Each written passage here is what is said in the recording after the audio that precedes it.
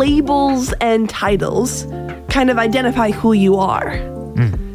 There's a lot of different ways that we can kind of describe ourselves, right? There's just the adjectives for our personalities. There's kind of the things that we do.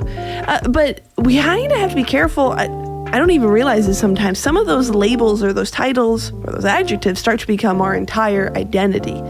And the enemy likes to come in and say that the less desirable, the more painful of those descriptors are the ones that fully really encompass who you are. And that's why we bring the Morning Focus, where we dig into the Bible for the truth about who God says that you are. And in Galatians 4:7, it says, "So you are no longer a slave, but God's child. And since you are his child, God has made you also an heir." You get two different titles there in that verse, right? A child and an heir.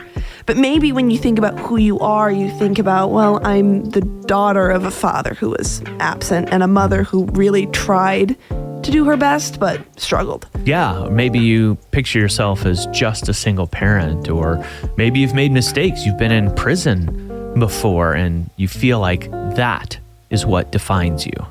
And those things, they fed into who you are, right? They've kind of gotten you to where you are. They impact the way that you operate with the world around you. But when we ask God, who am I? What identifies me? We can turn to verses like this where he says, no, you're not a slave to what's happened before you. You're not a slave to the things that you've done. You are God's child. You are an heir to heaven. We get to sit with Jesus as his, siblings. We're children of God.